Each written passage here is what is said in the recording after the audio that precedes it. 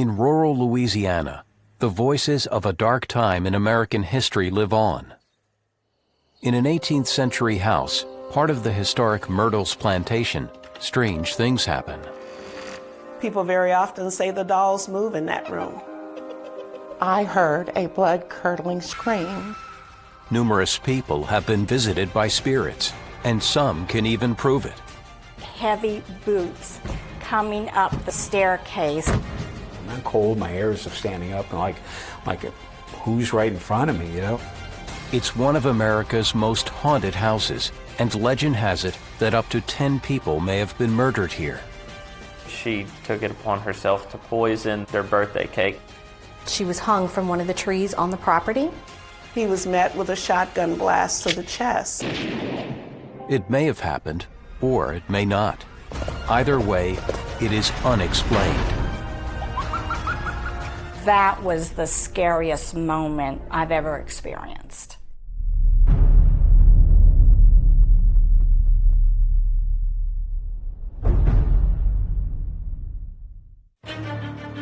Ghosts and spirits, hauntings and apparitions, some often so bizarre that it's hard to believe they are anything more than superstition.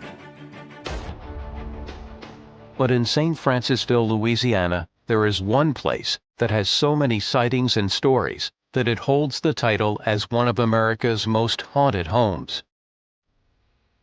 It is known as Myrtles Plantation.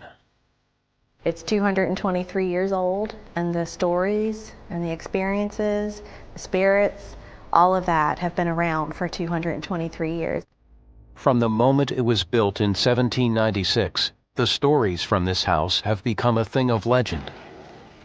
It's whispered conversations behind closed doors type of thing. Everybody says, have you been to the Myrtles before? You pass by the Myrtles, oh, there's the haunted house, you know, so it's always been said that the Myrtles was haunted. The Myrtles is hauntingly magical and beautiful. Many believe the hauntings are a result of the plantation's tortured past. There's been so much pain and angst in this property over the period of decades. So many people have lived here and died here. You have to remember yellow fever, scarlet fever. There was a lot of things that happened. Whether it was natural death or murder, as quite a few have died here through a murder, I think they decided to maintain their souls here at the house instead of moving on. It's their home. To them, chances are we're the ones intruding. Could these stories be true? Could the spirits of past residents still be roaming the hallways over 200 years later? Or is it a clever marketing spin to get guests in the door of this bed and breakfast as it currently operates? They think we're crazy. Why do you go back to the Myrtles? It's extremely different than what your normal experience, say, in a Holiday Inn would be. You come and stay a weekend at the Myrtles, and then we'll talk about whether it's make-believe or not. The Moss family are now the owners of Myrtles, and they have no doubt as to the authenticity of the spirits. My mom and dad bought the Myrtles in 1992 when I was 7 months old, and we lived here on the property for 7 years before building a home on the back of the property. According to the Moss family, running one of America's most haunted homes as a bed and breakfast is no marketing ploy. It can be quite the opposite. We have some guests that'll come in and you can tell that it is just like they are right on the cusp of their comfort level as far as just being on the property or spend the night with us. We have guests, I would say probably at least once a month, it seems like, that will leave in the middle of the night. And the reports of these spooky encounters are endless. On the north side of the home is the oldest section, of course. It's nicknamed the Doll's Room. People very often say the dolls move in that room. I have a recording of one ghost here, and she distinctly says, "I hate you." I heard a blood-curdling scream. We have the William Winters room. A lot of people are tucked in that room, and a lot of people can smell the fragrance of perfume in that room. We hear something go rolling across the floor, and it's like, what is that? They were marbles. The Myrtles proved too much for a member of Oprah Winfrey's production crew who came to do a TV special on America's Most Haunted House. They had plans to stay with us 3 nights and 4 days, and she cut her visit very short. She went upstairs to take a quick nap. She laid across the bed. She said the minute she got comfortable, the room changed temperatures. It became freezing cold. She was so uncomfortable, she decided she would come back downstairs. She told us the minute she got to the door and tried to get her door open, she could feel fingers on her shoulders. So she booked all the flights out. The Moss family are well acquainted with the spirits of Myrtle's Plantation as well. Morgan, first becoming aware of them as an infant. I guess I would have been about 1.5 years, maybe a little bit younger. I wasn't walking just yet, but I was with my nanny. Mrs. Moss, Morgan's mother, she was at her desk in her office. She got a feeling that she should go out and check on Morgan. And Morgan had left his nanny, made it down the back stairs. When she came out of the restaurant and looked across the courtyard, I was over on the edge of the pond, and at the time it didn't have a fence around it. When Mrs. Moss saw him, she thought if she screamed to him, which was her first thought, that he may fall into the pond. She said that Morgan began to walk away from the pond, looking up as if someone was leading him away, and she got kind of a calm feeling that he would be all right. Something came over and told her that, that we were safe here and that nothing harmful or malicious would ever happen to us as long as we were here on the property, involved in the property.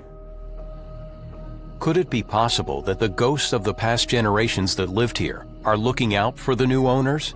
Could they, along with guests who come to share the Myrtles' experience, be residing in this house together? We can't force it on anyone. If they don't believe in it, then that's up to them. But again, just spend enough time on the property and you'll have the experiences and stuff that we've had as well to make you believe in it and confirm its authenticity. There is another world out there, and I firmly believe there's another world. It might be around us right now. It might just be another dimension, and somehow we just slip and we go into each other's dimensions, and we see a ghost, they see a ghost. Nobody really knows. Nobody's come back to explain it all. So, who are these spirits that continue to haunt their old abode? And why are they still here? We have to go back to the very beginning in 1796, before a series of deaths and murders occurred here. She was hung from one of the trees on the property. They took her body and weighted it down, and she was put into the Mississippi River.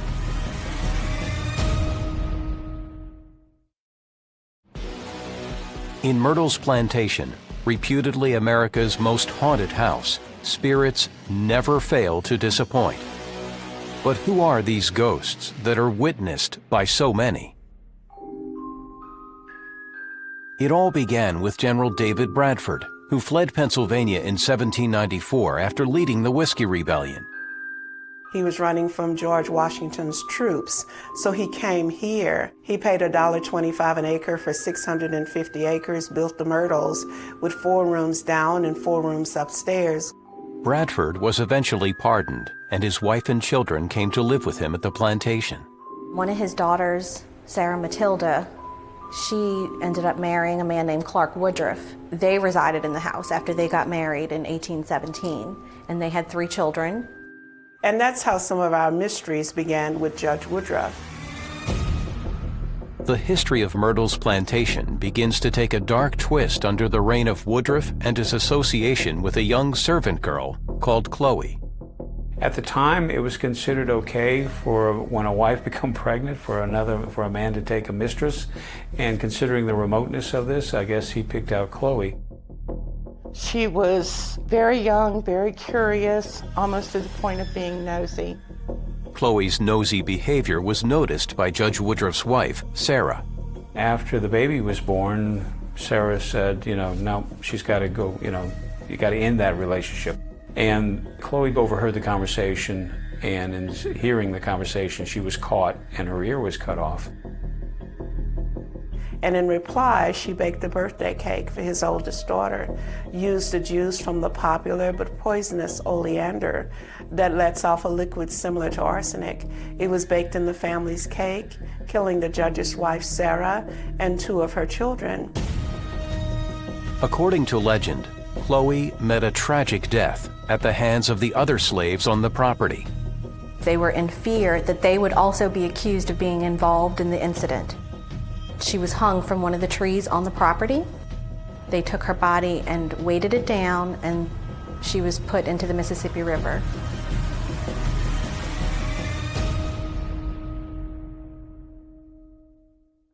Although she was put to death long ago, Chloe is the most frequent resident in Myrtle's plantation to this day.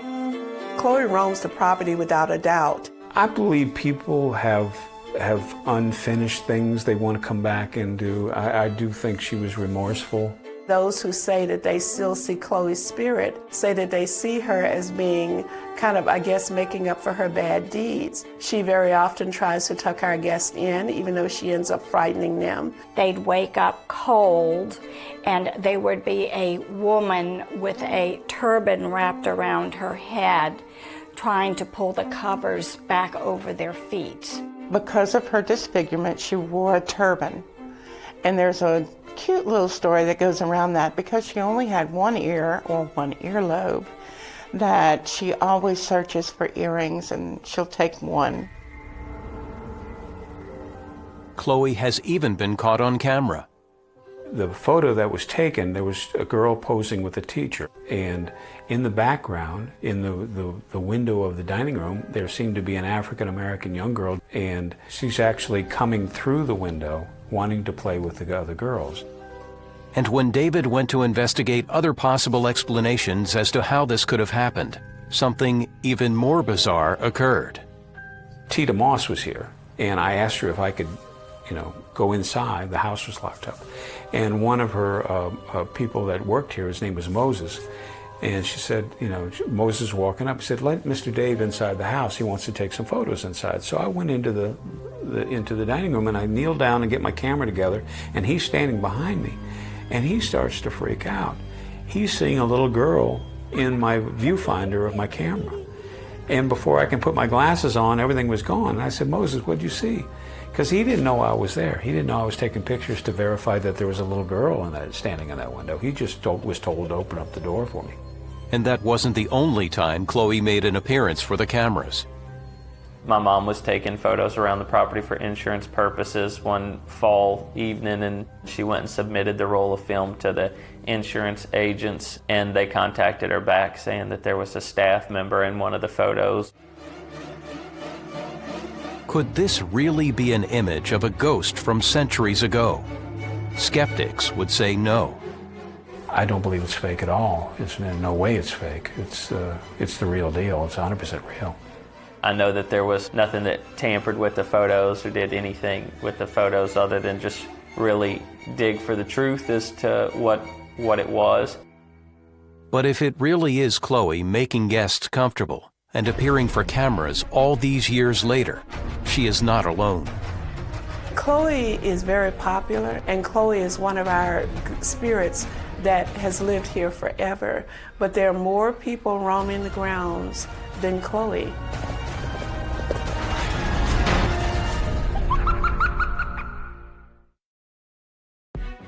There never appears to have been a time when the spirits didn't haunt the extraordinary house and grounds of Myrtle's plantation. During Judge Woodruff's time was when the poisoning happened to his family. After that poisoning, he decided to sell the home, and he sold it to Ruffin Gray Sterling. Ruffin Sterling had married Judge Woodruff's daughter Mary, the sole survivor of the poisoning. The spirits of her sisters, it seems, never left the property, and Ruffin Sterling tried to do something about it. He came in knowing that there were some mystery stories even then. To keep away the spirits, he needed to put something religious in the home. So he put in the French cross glasswork, some things to keep away evil, he thought, during his time. But it appears his attempts were in vain, as the ghosts of small children still haunt the property to this day. Yeah, it seems like the kids are a little bit more mischievous and like to play and tamper with the guests more. Ladies getting their hair tugged on, and their hands are down by their side, and they'll feel a small hand go to hold their hand or pull on their fingers. We have the Ruff and Sterling room that used to be the children's nursery. The children sing nursery rhymes in that room. They play with coins in that room. I know people have heard giggling they're outside their doors at night, enough to terrify them and leave in the middle of the night. As we were about to fall off to sleep, and I feel this little hand reach and pull on my toes. But they don't make themselves known to everybody. A gentleman came up the walkway, and I was greeting him on the porch, and his little girl is skipping behind her mother. So when he comes to the door and asks for tour tickets, he asked for 2, and I said, "What about your little girl?" He changed the smile to a frown. He said, "I have no children. We just got bad news. We just left the doctor. Please don't mention children to my wife." Yet I saw this little girl in a little pink and white dress and little pink pantaloons skipping behind her mother. She giggled from the north porchway. She said, "Hello there." And these children were not the only victims of murder in the history of Myrtle's Plantation. Ruff and Grace Sterling arranged for his daughter, Sarah, to marry a gentleman named Mr. William Winter, and he took over the home in around the 1860s. But William Winter's life came to a very sudden end one evening in 1871. Someone was calling, gentleman in need of an attorney. Being a lawyer from St. Louis, he went out to answer that call. But whoever was calling was not nice by any means. He was met with a shotgun blast to the chest. That blast blew him back into the gentleman's parlor. He struggled to make it to the stairs, and he stumbled up the steps, and he died on the 17th step in his wife Sarah's arms. Mr. Winter that died on the 17th step is a spirit that's very often heard. Very often they hear the footsteps stopping at the 17th step. They hear them 3 consecutive times. They say a door slams and those steps will go away. And Karen and David Young had a close encounter with William Winter in the middle of the night during one of their visits. All of a sudden, we hear heavy boots coming up the steep staircase up along the wall. And then they got louder and louder, and then they stopped at the top of the stairs, and the next thing you know, our doorknob is turning, and somebody opened up the door and started, bam, the latch was catching, and it was like pounding on and like they wanted to get in. That was the scariest moment that I've ever experienced. And it seems Winter's wife, Sarah, tried to communicate with them on another occasion. All of a sudden, the chandelier started going ring. I mean, just from a dead still, started rocking back and forth so violently, I thought it was going to rip out of the ceiling. And this woman that was with us, she goes, "Do you see her? She's right in front of you," she said. So she's wagging her finger right in front of your face, and she's very angry at you. And I'm standing there, I'm not cold, my hair is standing up, and like who's right in front of me, you know? So I immediately get up and I start taking photos. David was in for another surprise when he went to pick up his photos. I was waiting impatiently, you know, and he came out and he asked me, he said, "Did you just come from the airport?" And I said, "No, why?" He said, "All your film is burned."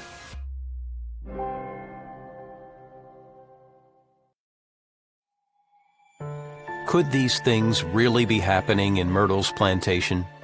Actually, as a ghost hunter, one of the things that we do is we look for things that could be explained off, you know, like a loose pipe that's banging, you know, certain times, but it doesn't cover everything. It's just too many things that can't be explained. It's not just a door shutting here and there. It's not just a door that won't open here and there. When you hear a voice specifically say a word or capture a photo like that, there's no way to spin that into that door creaking sounding like a sentence. I don't believe it's paranormal. I believe it's normal. The Myrtles is the #1 haunted plantation. For some reason, The spirits that once lived here have always remained. The energy of the Myrtles, I would say, is a love of land and property. We've always grown up calling them guardian angels, and we just feel like they're, for whatever reason, they're attached to this property and they don't want to pass on. They don't want to go to the next chapter, and that they're here to protect the people that are protecting it and preserving it. They were here before us, and yes, they do have control. And it's not that they're trying to scare anyone. They live here. We are the ones visiting. But they seem quite happy to share their home with others. One time we rented the entire house and we dressed up in costumes and such. And we played Pachelbel Canon and D and coming down the veranda, you know, or coming down the stairwells to music. And we'd play this all night having fun. And as the night ended, we just went to bed and stuff. That night we heard a party downstairs. We heard, you know, there was, I don't know if we were a trigger object, and they said, well, we can have a party too. And we actually heard a party, music, people talking and everything downstairs. It was quite interesting. Perhaps the spirits of Myrtle's plantation will reside here together forevermore. I think I would be a very content ghost living here at the Myrtles Plantation.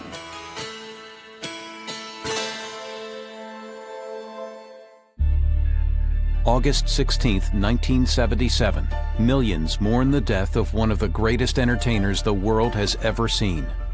Elvis Presley was Elvis Presley. He had that magic. Guy had everything. Had everything. In the decade since his death, Elvis Presley has been spotted hundreds of times. He's left messages for people, written them letters. Every now and then there's this hoax that he's been spotted. Elvis was even spotted hiding in his pool house, according to an astounding Polaroid photo. So is it possible one of the most popular entertainers on the planet could have faked his death?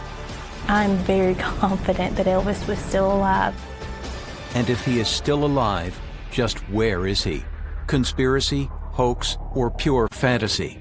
Either way, the mystery of the King of Rock and Roll is unexplained.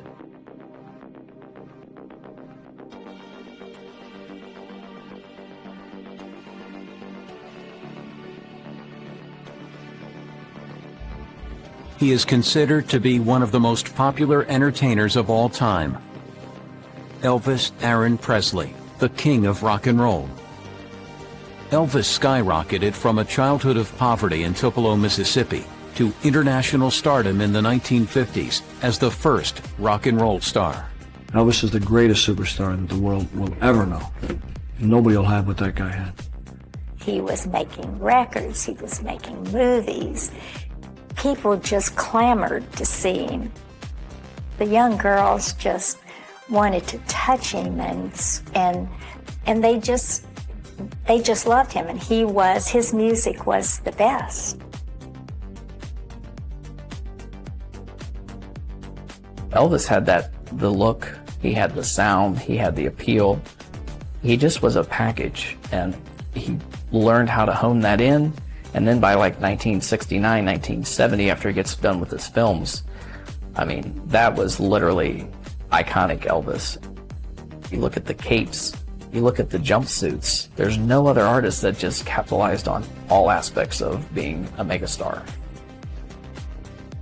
It was necessary for us to put our people on stage and actually throw people off. In 1975, when Elvis got his private jet to Lisa Marie, that was trailblazing. Before anybody did anything, Elvis did everything.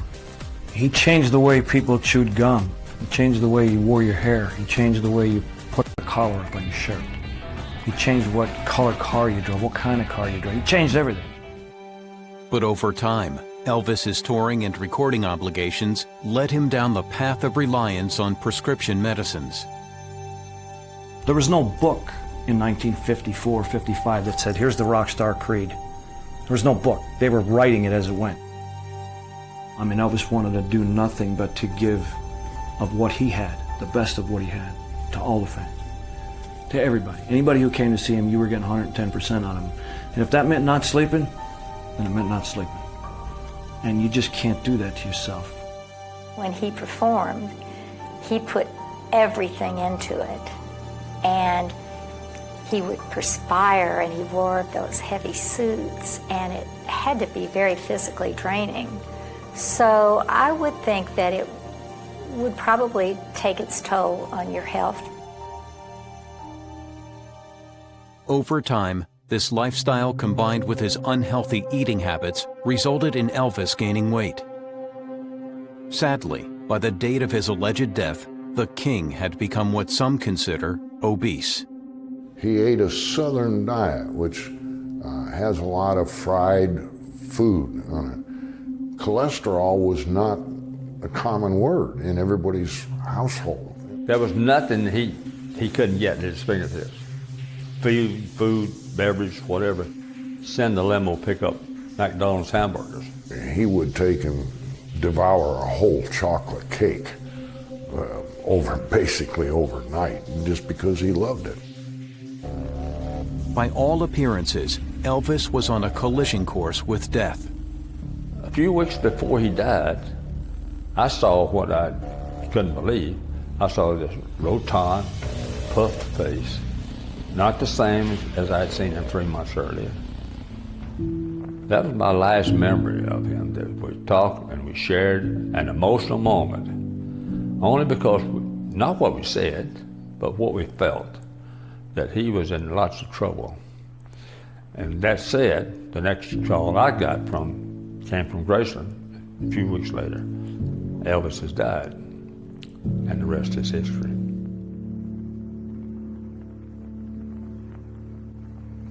August of 1977. I can't tell you anything else that happened really that summer other than Elvis dying.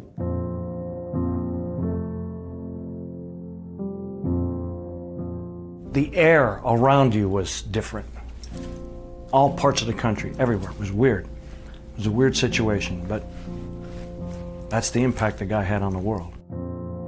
The announcement of Elvis Presley's death was sheer mass pandemonium because no one saw it coming.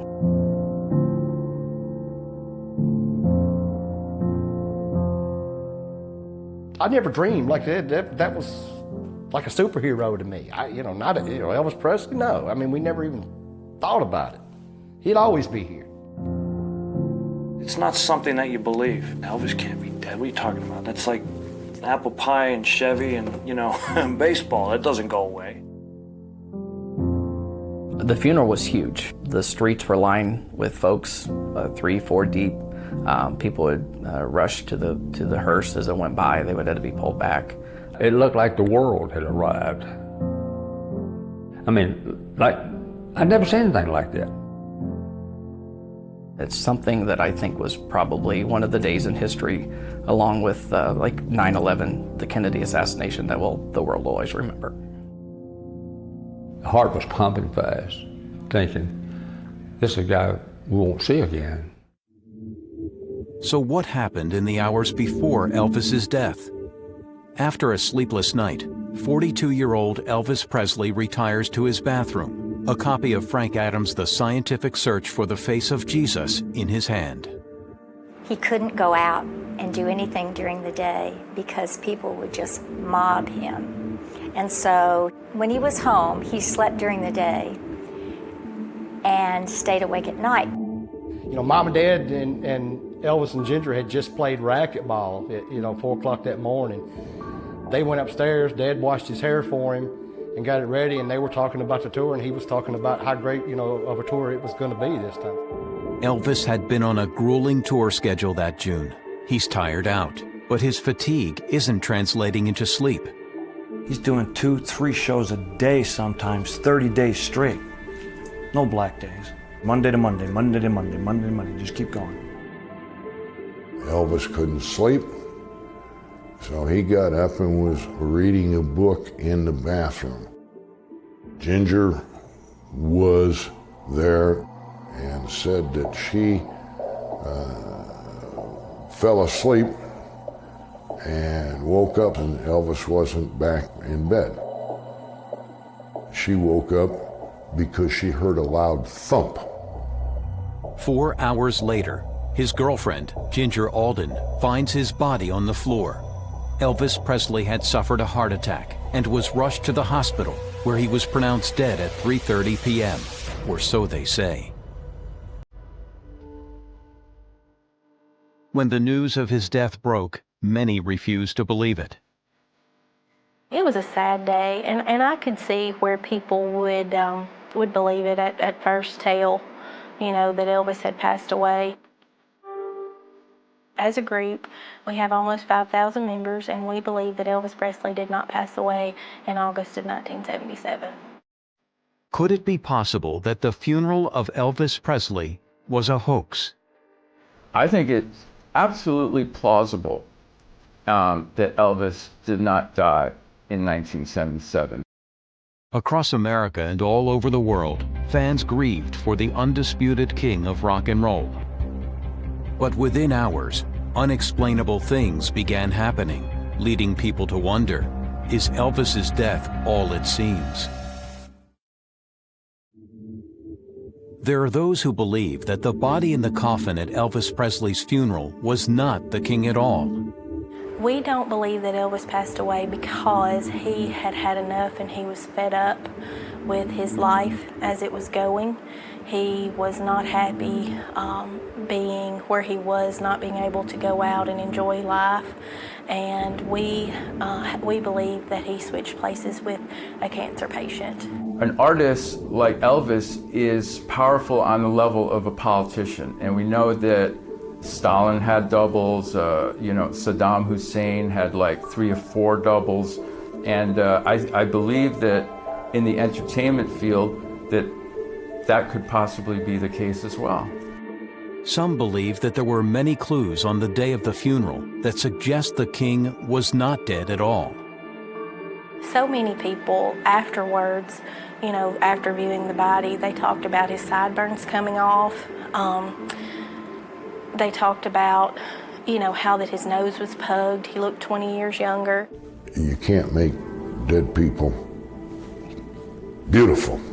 You can make them look a little better than normal, but as far as being dead, you can't change that. That look is there.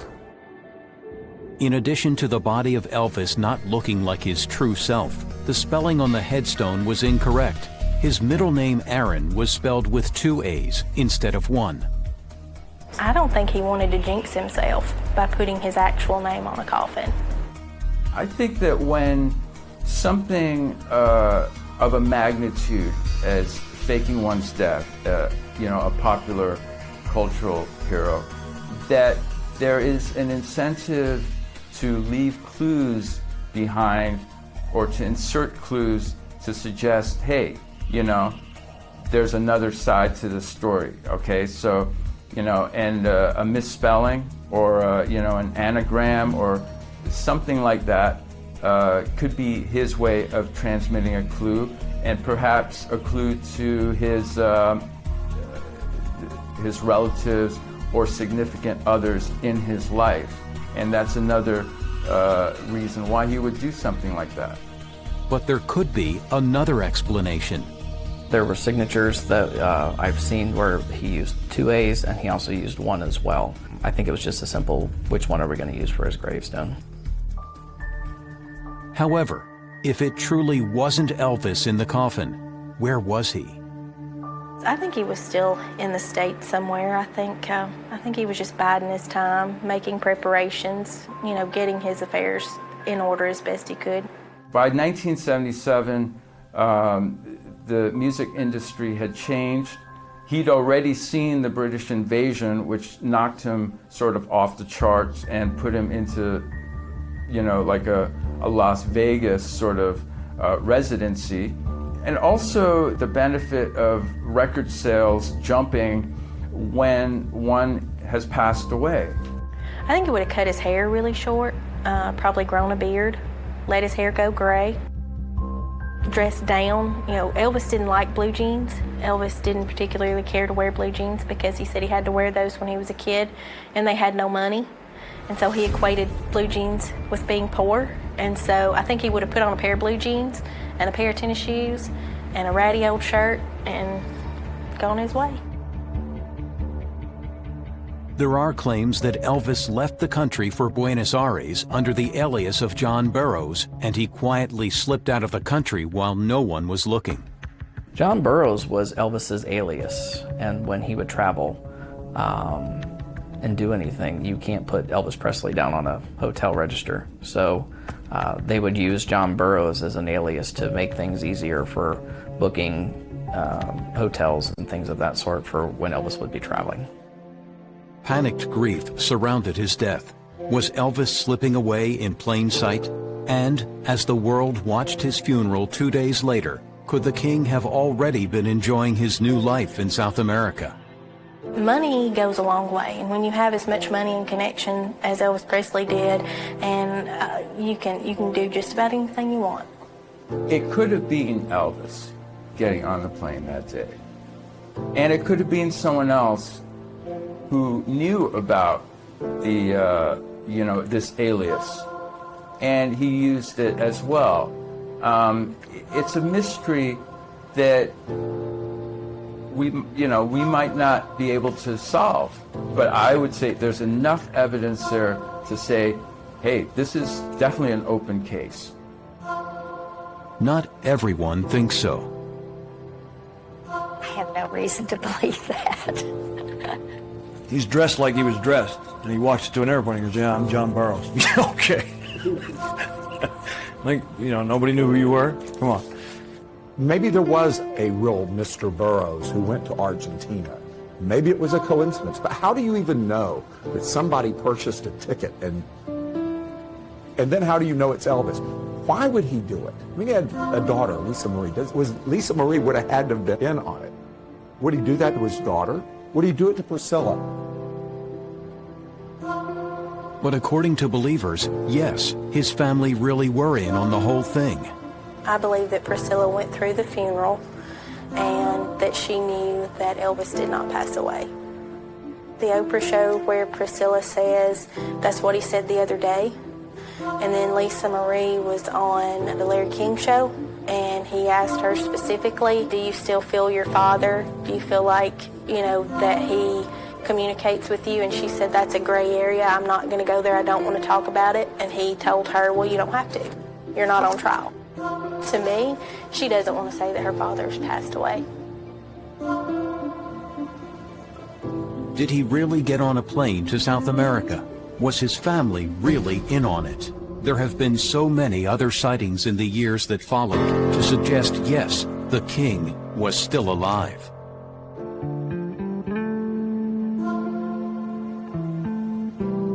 "1977 was a tragic year for Elvis Presley admirers, but for one fan, Mike Joseph, the last day of that year would take on particular significance. Joseph took some pictures of Presley's pool house on December 31st, 1977. A few years later, while studying them with a magnifying glass, Joseph spotted a shadowy, Elvis-like figure sitting in the doorway. Experts at Kodak verified that nothing had been doctored, so it seems someone was truly peering out the window. The pool house photo that's without a doubt. That one is I'm going to say, absolutely 100%. And, the sightings today, it's hard because Photoshop is so good. Yeah. It's hard to tell the difference between a real photo and a Photoshopped one. I believe Mr. Joseph's photo was Elvis in the pool house.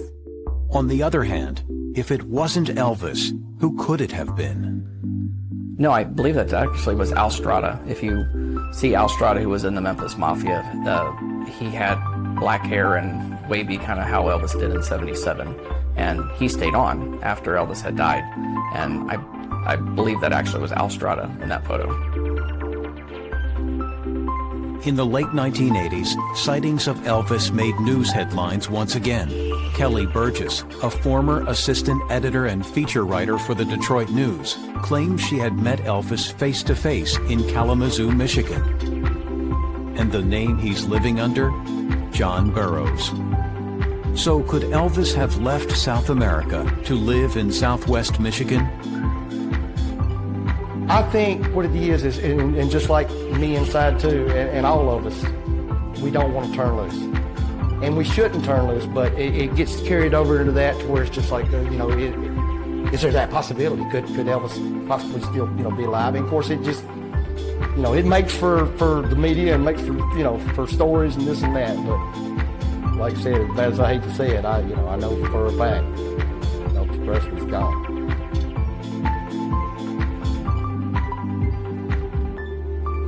The hard fact is that the theories claiming Elvis is still alive cannot go on forever. Born in 1935, Elvis would turn 90 in 2025. I kind of think a part of him misses the performing and misses his relationship with the fans, but then I think a part of him is like, man, I'm glad I don't have to do that anymore.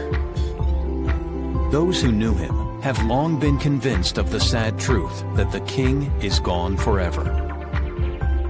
There's nothing that would make me so happy as to find out that Elvis is still alive and that he's doing well, that he didn't die on the toilet in August 1977. I know there are people who believe all kind of crazy things, but I don't believe much of that.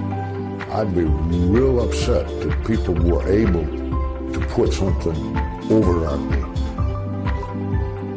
I would be disappointed in myself when I let them pull something, because I know it didn't happen. I wish I could change it all. I wished he was still here, but Elvis passed away August 16th, 1977. There's no question, as sad as it is, there's no question that he's not here. With the legacy he has left behind him, it could be said that the king of rock and roll never really died at all. Elvis will forever live on. There's no stopping. At this particular point, they've been saying for 60 years that Elvis would die out. I don't think about the fact that he died. I think about the gifts he gave, the life he's given, and he's still living. 42 years later, thousands of people come from around the world on a pilgrimage to touch where he lived. He didn't die. His body died, but his spirit lives on.